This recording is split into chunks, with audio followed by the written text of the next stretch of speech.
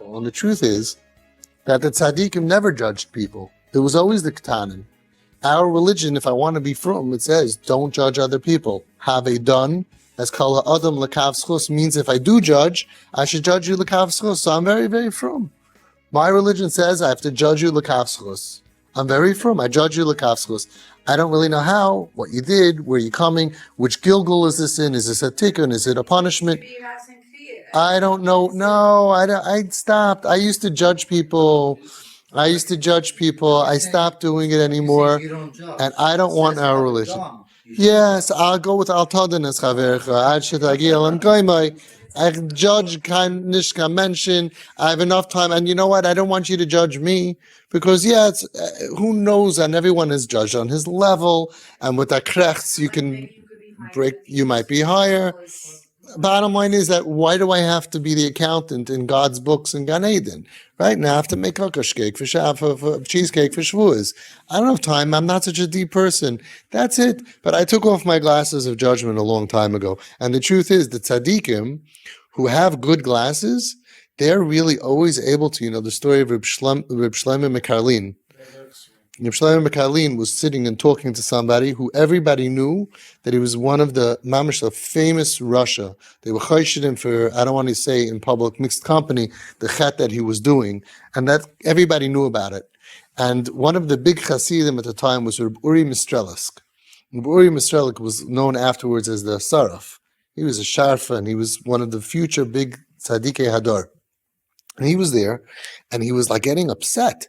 Why is Reb Shlomo Mekarlin, the holy Reb Shlomo, who had Ruach HaKodesh, and he knew everything, and he's talking to this guy, and smiling, and being nice to him, and showing him ava, and love, and like, and all of that. What's going on over here? So I don't know how Reb Shlomo found out, if he saw him, or he just knew it in his machshava. That it's not clear. He could have been either. He called him over, and he said, go to the Beis Medrash, and wait for me. I'll send someone to call you. He basically threw him out of his house. So imagine what I would be thinking is, why do I have to leave?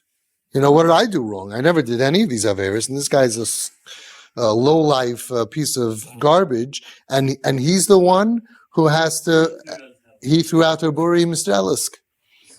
The Saraf. He told him, go wait in Beis Medrash for me.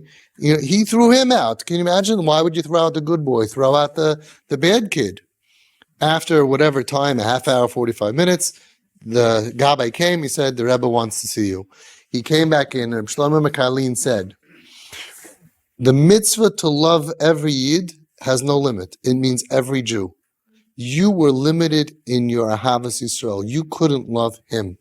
I did that for you to show you that Ahavas Yisrael is unlimited. You need to work on yourself, not to let anybody or anything get in the way of limiting your Ahavas Yisrael. So very simple people, we have a meter of, we can love, 3% of Klal Yisrael. If you're not religious, we don't love you. And if you're religious, if you're a different community, we don't love you. And if you're not from enough, we don't love you. And if you're not this, and if you're not Hasidish, we don't love you. And if you're the same with different Hasidis, we don't love you. Or if it's there's so many things. Don't let anything block your Ahavas Yisrael. Have a pure heart, like Reb Shlomo Mekarlin, like the Baal Shem Tov, like all the big tzaddikim. And then you realize that it's on me. Have done is kol ha'adam l'kav schus. This Vasam says it should say have done kol adam l'kav schus. Judge everybody favorably. Why does it say have done as kol ha'adam, the ganze mensch? It says if you're going to judge a person, you should never judge. But if you're going to judge a person, you have to judge as kol ha'adam, the ganze mensch. Everything he was born with, everything that he went through, you'll see by the time you're done, it'll be l'kav schus. We don't know histories of Gilgulim, and we don't know what happened to our children, and we don't know what they're dealing with or what the guy across the street and your neighbor is dealing with. And right away, we always come up with a way to interpret it in the most negative way possible. That's on us. The tzaddikim didn't do that. Right? Look what I'm doing. I said I help people for free, and there are people who judge me negatively. Like, why? Why would you judge me? Like I told the guy, I said, I say certain things, and you see this guy on this side is perfectly comfortable with it, and this guy thinks it's horrible. Is it really what I say? Is it really what I say? What I say is these people are going to interpret this way and these people are going to interpret it. Is it really because I'm saying something? It depends on the people. There are bitter people, there are angry people, there are people who always look to find a way to make this guy bad. It can't be that he's doing it for free. Has to be making money on it. Okay, but I'm not. Well, then he's doing it. Oh, so it's for his covered. It's like, why are you so busy with what somebody else is thinking to interpret how it's bad? Who does that? Tzaddikim don't do that. Tzaddikim are looking to make every person good and love each person. So that's what you tell your kid if you have to. You say, listen, first of all, I don't like discussing religion. I don't want it to come between us. Everybody is on their own journey. Every soul is on their own journey. Okay? And I gave up judging people. I used to be terrible. You remember me? And they're going to say, yeah, I remember you. Used to judge my friends and you judged everybody. And then I woke up one day and I matured.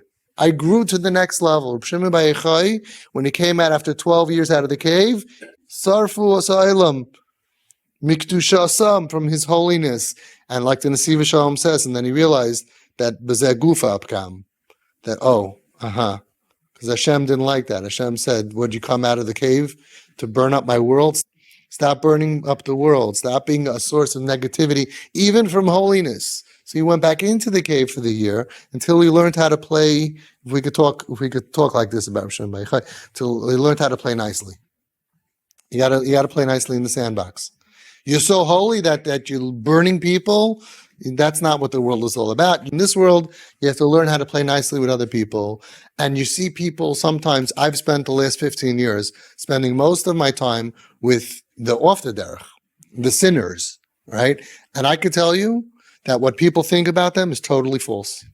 They're so pure. They're so holy. They're so amazing. They have souls that don't stop. I've seen these kids, they get beat down to the bottom. As a kip that I know for a long time, and I would never. He started putting on tefillin now after everything he went through. I would never do it. Not shaykh. Not. I know me. I'm not on that level to go through the hell of being suicidal and trying to kill myself, and then afterwards deciding I'm putting on tefillin. It's impossible. I could never do it. They have muscle that you can't even imagine, and Hashem for some reason is putting them through this kur habarzel, through this terrible, terrible stuff, because they are the ones who their neshama flickers and they fight and they will fight to come back home. I've seen kids who were written off for being weak, for being bali taiva, and I've seen them come back to Yiddishkeit and fight, mamish and fight. One of our kips here, just now in group, the kid is keeping Shabbos and the friends are not keeping Shabbos, doesn't stare him. He's like, absolutely not. I don't care. His friends are still Machal Shabbos. He decided 2 months ago, 3 months ago, I'm keeping Shabbos. I would never do that. If I was with a bunch of friends and I was a Machal Shabbos and they were, where does this strength come from? He has a girlfriend. The girlfriend said that I'm not so happy about this new Yiddishkeit thing. Her parents are not TP. So he is TP, right? So she's not getting the kiruv and he is. And he's told his parents, maybe I'll break up with her. You're going to break up with the girl who's been with you for 3 years and who you love so much. You're going to get married because she doesn't want to be as frum as you. You're giving up your life for God. It's mamash mesiras nefesh of giving up your whole life. You who were so far away from Yiddishkeit, and you're going to go ahead and say, well, it takes time. They're here 5 years, 6 years. You want a fast pass, right? We got it. Easy pass, fast pass, right? So bottom line is, I've seen, and I just want to tell you as parents, don't worry about their neshamas and don't worry about their journey. You do what you need to do. You need to do what you need to do to make sure not to react wrong and not to respond wrong and to be calm and to give the medicine and to do everything you need to do. Zar zich nish for them. Don't worry about it. I really believe this. That one day, I'm going to be holding onto their coattails. They're much more chashuv than we are. They're fighters, and as soon as they get a chance to fight, they will fight for what's right, for happiness, for health, and for Yiddishkeit. I believe that 100%. You could do a lie detector test on me. I really believe it because I've seen it.